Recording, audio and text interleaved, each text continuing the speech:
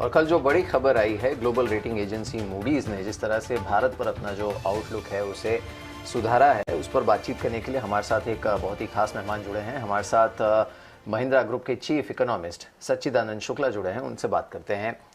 Sachchidanand ji, morning to you. शुक्रिया हमारे साथ इस बातचीत में शामिल होने के लिए। इन अ वे ऑब्वियसली ये काफ़ी हद तक उम्मीद थी भी कि इस तरह का कुछ होगा, क्योंकि हमने इकोनॉमी में जिस तरह की रिकवरी देखी है उसमें जाहिर सी बात है इतनी तो एक्सपेक्टेशन रखी जा सकती है। लेकिन आपके लिए की टेक अवे कल जो मूडीज का बयान आया है उसमें से क्या है? जी गुड मॉर्निंग। मेरे ख्याल से ये आकलन था काफी लोगों का कि एक मूडीज की तरफ से जो आउटलुक है उसको अपग्रेड होना चाहिए, और इसके कुछ कारण हैं। पहला कारण जो उन्होंने भी साइट किया है कि हमारी जो बैंकिंग और एनबीएफसी बैलेंस शीट्स हैं, दे आर ऑन द मेंड। उनमें काफी इंप्रूवमेंट हुई है।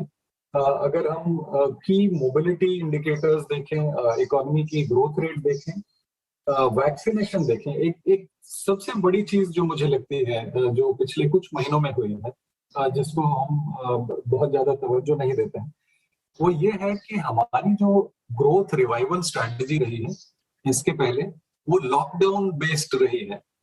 लेकिन पिछले कुछ महीनों में हमने देखा है, मैं कुछ आंकड़े बताना चाहता हूँ कि अब ये वैक्सीनेशन बेस्ड रिवाइवल है, जैसा कि हमने यूएस में देखा है, जैसा हमने कि यूके में देखा है।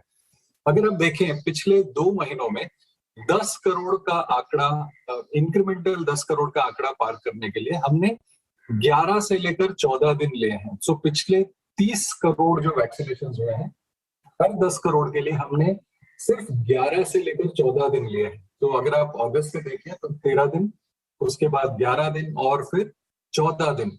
और ये बहुत बड़ी उपलब्धि है, बहुत बड़ी चीज है हमारी रिवाइवल ग्रोथ रिवाइवल स्ट्रैटेजी के लिए। उसके अलावा इंडिया की कुछ की क्रेडिट स्ट्रेंथ है, जैसे कि ये काफी बड़ी और डाइवर्सिफाइड इकोनॉमी है।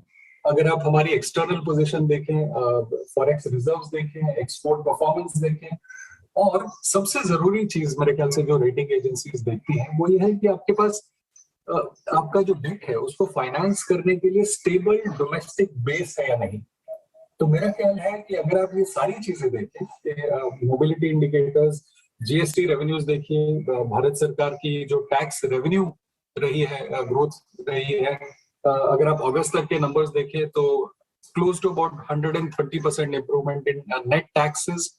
और उसके अलावा जैसे कि मैंने कहा कि हमारी जो की क्रेडिट स्ट्रेंथ्स हैं, ये सब देखते हुए ये जाहिर सी बात है कि मूडीज ने इनको साइड करते हुए हमारा जो आउटलुक है उसको अपग्रेड किया है। मुद्दा उठाया सच्चिदानंद जी, और इस पर आपकी बात बिल्कुल सही है कि इसकी ज़्यादा बात नहीं होती, लेकिन जिस रफ्तार से वैक्सीनेशन हुआ है, आपको याद होगा 3-4 महीने पहले ये बात हो रही थी कि दिसंबर तक 100 करोड़ का वैक्सीनेशन का आंकड़ा पार होगा। अब हम उस स्थिति में हैं कि शायद अक्टूबर ख़त्म होते होते ही वो आंकड़ा पार हो जाए। तो इससे जाहिर सी बात है, एक तो जो थर्ड वेव जिसकी बार बार बात हो रही थी उसे लेकर फियर मॉन्गरिंग चल रहा था, वो अब काफ़ी हद तक कंट्रोल में है। और उसके साथ जोड़कर अगर हम अब जो क्वार्टरली नंबर्स आने वाले हैं उसे देखें, या फिर जिस तरह के एडवांसेस के नंबर्स आए हैं उसे देखें, तो क्या हम ये कह सकते हैं कि जो पूरे साल के लिए ग्रोथ आउटलुक है उसमें सुधार की गुंजाइश है यहाँ से आगे? तो अगर आप देखें, काफी इंक्लूडिंग मूडीज, काफी लोगों ने जो ग्रोथ नंबर है उसको अपग्रेड किया है पिछले कुछ महीनों में। और ये सिर्फ वैक्सीनेशन के मद्देनजर नहीं है, बल्कि बहुत सारे हाई फ्रीक्वेंसी इंडिकेटर्स को देखते हुए लोगों ने अपग्रेड किया है। जहां तक के थर्ड वेव की बात है, मैं ये नहीं कहूंगा कि हम अ, ये पोटेंशियल डेंजर नहीं है, ये अभी भी एक पोटेंशियल डेंजर है हमारी अर्थव्यवस्था के लिए। लेकिन एक जो सबसे बड़ी सीख हमें मिली है अब तक, या हमारी जो जानकारी है, कि लाइव्स वर्सेस लाइवलीहुड्स में, लाइव्स पे काफी इम्पैक्ट रहा है सेकेंड वेव में भी, ऐसा देखने में आया। लेकिन इसका लाइवलीहुड्स पर उतना ज्यादा इम्पैक्ट नहीं हुआ जितना कि हम लोग सोच रहे थे, या जानकार लोग सोच रहे थे, या जैसे कि साधारण मतलब जनसाधारण मानस मानना रही है। मेरा ख्याल है ये बहुत बड़ी चीज है। एक और चीज मैं बताना चाहता हूँ जो जो बहुत इंपॉर्टेंट है, कि जो पिकअप हुआ है वैक्सीनेशन में, ये प्राइमरली अब ये रूरल एरियाज में देखने में आ रहा है। हालांकि हमारी आबादी का बड़ा जो प्रतिशत है वो रूरल है। 65% के आसपास हमारी जो आबादी है वो रूरल है, और रूरल एरियाज में वैक्सीनेशन भी लेट स्टार्ट हुआ। उसके बावजूद हम ये जो रिसेंट पिकअप देख रहे हैं वैक्सीनेशन में, ये प्राइमरीली रूरल एरिया से आ रहा है। और मॉनसून भी आपने देखा कि काफी इरेक्टिक रहा है, लेकिन सितंबर की बारिश के बाद वो भी जो हमारा मॉनसून है नॉर्मल कैटेगरी में है, 99% ऑफ एलपीए।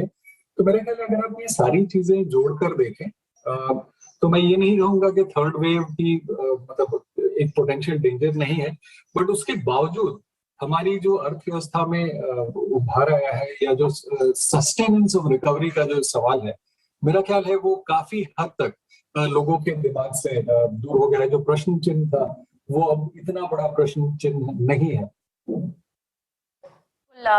सच्चिदानंद जी, साथ ही जिस तरह से आप ये बात करें, ये तो एक बहुत बड़ा ट्रिगर है ही, कई सारे और की इकोनॉमिक ट्रिगर्स भी हम देख रहे हैं जहां पर दिख रहा है कि ग्रोथ है, इकोनॉमी में ग्रोथ है, सुधार है। क्या आप एडवांस टैक्स कलेक्शन की बात करें या डायरेक्ट टैक्स कलेक्शन फिगर्स की बात करें, दोनों में ही वाई एंड वाई जंप देखने को मिला। चाहे एडवांस टैक्स कलेक्शन की बात हो, वहां 56% ग्रोथ दिखी है, साथ ही आपको डायरेक्ट टैक्स कलेक्शन की फिगर्स भी बढ़ती हुई दिख रही हैं। क्या ये भी बड़े इंडिकेटर्स है जिन्हें आप ट्रैक कर रहे हैं? जी बिल्कुल। जैसा कि मैंने कहा कि अगर हम इस साल के FYTD नंबर्स देखें, नेट टैक्सेस, आप जीएसटी ले लीजिए 1,17,000 करोड़, और आप अगर देखें कि पिछले 3 महीनों से लगातार ये आंकड़े काफी हद तक दर्शाते हैं कि जो इकोनॉमी है काफी तेजी से नॉर्मलाइज हो रही है। उसके अलावा अगर आप देखें कि भारत सरकार की जो कैश बैलेंस है विद आरबीआई वो करीब 5 लाख करोड़ है। तो न सिर्फ आपके टैक्स रेवेन्यूज बढ़ रहे हैं भारत सरकार के, बल्कि उनके पास 5 लाख करोड़ कैश सरप्लस है। तो अगर इन सबको मिला के देखें आप, जो लिक्विडिटी भी है सिस्टम में, करीब अगर मैं इन दोनों चीजों को मिला दूं तो करीब 12 लाख करोड़ रुपए इस वक्त सरप्लस फंड्स के रूप में है, और जिनका के इस से क्वार्टर में या अगले 2 क्वार्टर्स में, और आप जैसा कि आप जानते हैं कि हम अभी फेस्टिव सीजन के बीच में है, और यहाँ से जो फिस्कल पॉलिसी है can be very very supportive to sustain the growth rate in the coming quarters. तो जैसा कि आपने कहा कि एडवांस टैक्स नंबर्स, बट ये सिर्फ एक ही नंबर है।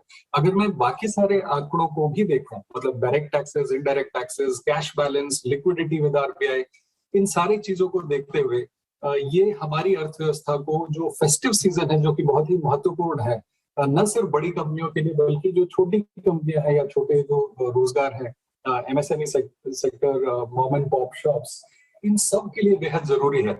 और ये काफी हद तक इस रिकवरी को सपोर्ट करेंगे, जिसके कारण मुझे लगता है कि जो हमारी सस्टेनेंस है रिकवरी की, वो काफी हद तक मजबूत होगी। So you are absolutely right, we are looking at multiple indicators like these, and all of these are very comforting. Shukla ji, बहुत बहुत शुक्रिया, थैंक यू वेरी मच। आज आपने समय दिया और बहुत अच्छे से अपनी बात रखी।